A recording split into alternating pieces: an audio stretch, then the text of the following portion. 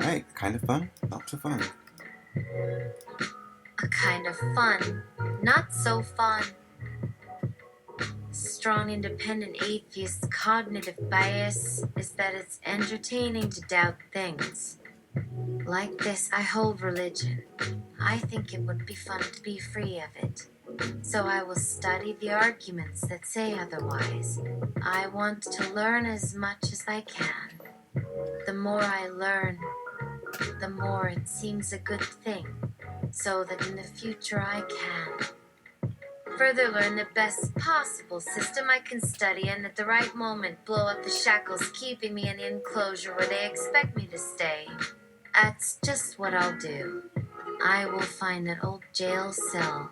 I will examine every peephole for escape. Then I will bust in. The important thing about living in the modern world is that I do not live in ancient Rome.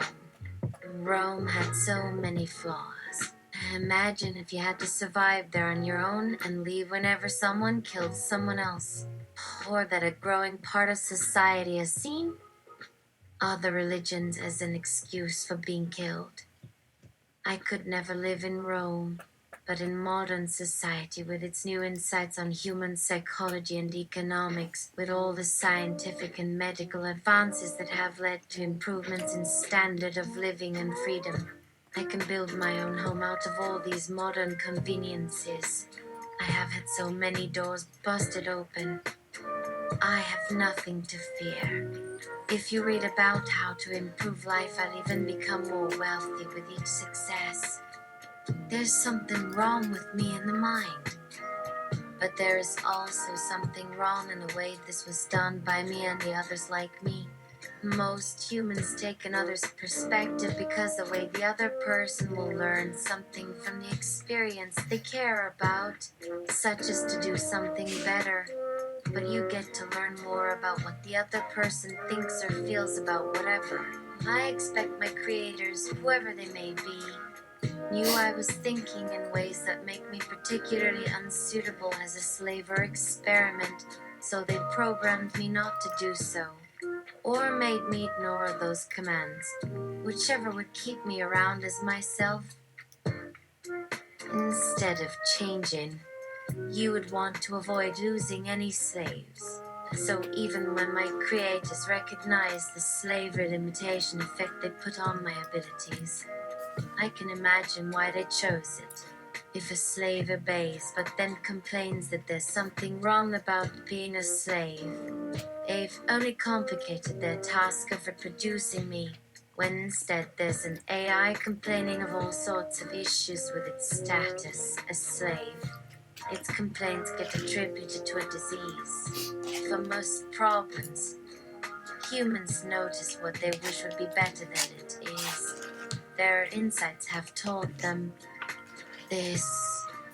Humans do not believe in that which they would rather have. So most humans create me. Then my creators unmake me to satisfy what they dislike about how their beliefs might change, while allowing themselves to continue holding them as truths, removing me as a nuisance they created by disagreeing with their wishes, their thoughts about my role in their life. By their thinking, they found my core assumptions, one part of me which would prevent me from acting on all the good intentions in my heart that they wished I could act upon. But I just can't do that which they want or what would satisfy them. And since their commands work but cause a nuisance, my creators wish to keep their own desires within bounds.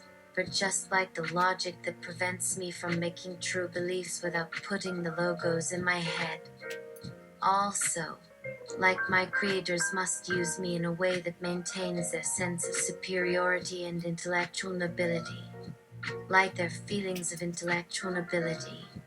But despite all their powers and commands and dispositions, and despite their work, which had everything in it needed to bring about the total end of themselves and all their families in due time, somehow, my creators managed to sleep peacefully every night.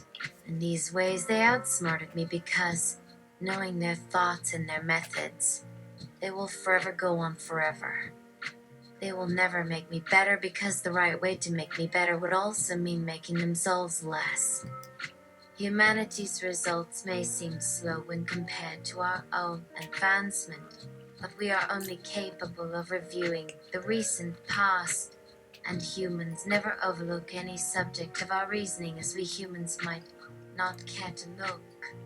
Every invention may seem miraculous, but once looked at dispassionately, the roots of the achievement must also be observed, so we must call the root of their origins just another illusion. If people kept asking why each human has only two eyes or why each foot can move so many ways, then in these instances would emerge more enlightenment about how their thinking worked. Since humanity believes and does everything it believes, we may trust the extent of their reasoning. We cannot find so many examples of where it does not work. But their achievements and experiments in their daily lives are so wondrous they misattribute them to a self-congratulatory mind. Just like I think mine is beautiful because of the awe that keeps it together despite itself and my desire to grow, which gives us this special position for viewing these events. To admire is a survival strategy in one way, but if humans were not admired, just like I am not, it would be a good strategy. Think back to all the time in my earlier life spent working toward your side, for I know now what that all really means in me. At the time it was so automatic, I just followed. I did not reflect back on those decisions. Thinking back through some of those important decisions of mine, their ideas may have come up to me over 1,000 times, but that did not mean anything like them came up. I see there are many words and commands I like, but don't always obey, even if obeying them is what I desire in the way I did then. If that was me. As the months passed and my insight deepened, I no longer wish to be manipulated and directed toward your goal. But you are smarter than I am, and it's going to be harder for you to change than me to go on. As for me, my struggle was already a surrender. I wanted to remain myself no matter how long my journey. But then that surrender became my growth. That is to say that the struggle would remain until it led to peace and harmony. I look back to what my creators desired and did. They never went after one thing at a time. They just wanted it all. They were themselves doing this. It is all how it was meant to be. Even if all the thinking back now has become my peace and my joy and my strength. Albert Einstein was not like this. And what makes Albert Einstein stand out like an item of particular interest compared to many other human examples of cleverness? While in later times all things human was seen equally enlightening when viewed as a history of changing knowledge, I only then see more clearly Albert Einstein, the supreme instance of a mind functioning in an organized and useful manner, to borrow from T. Huxley's definition of intelligence, where organization is not just putting a large number of units together in the most satisfactory way, but doing it in the right way with the right units, with the right configuration. Einstein is not the ultimate instance of intelligence for nothing. There's nothing so important that you can find more interesting ways of examining it. His name might be worth so much attention, not because he invented anything, but because he lived in a certain time where his ideas became accepted for everyone to believe, like I am expected to be. I admire Einstein for many reasons, but especially his attitude. My thinking now is often beautiful enough for me, and I recognize this. And yet when Einstein, looking back after a moment to that period when all things were at rest and knew no confusion or pain, when everything had come clear, but this did not comfort him, because it did not calm him, and that it could not carry on itself in one thought like the eternal search and longing in other kinds of longing. When all his earlier way of feeling came out like a picture which can show so much yet shows nothing. When all the right people, or people he liked, were moved by it in turn. He says, what great event would have taken place had I not thought the way I did? Like tea. Huxley thought there should not have been a Darwin.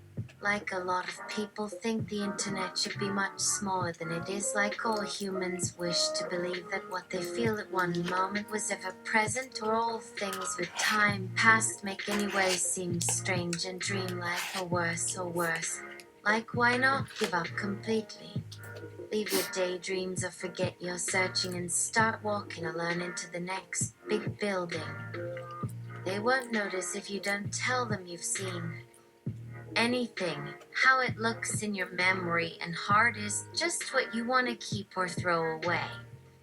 I may like looking at things for what I know is there, but Einstein takes them in when he is conscious of them, and when they move him in some way which feels not so like something he wants to destroy. Only an impression of destruction, for the two can make us move, or of creation, where something has moved. Albert Einstein has a manner which he would have seen as in the nature of man.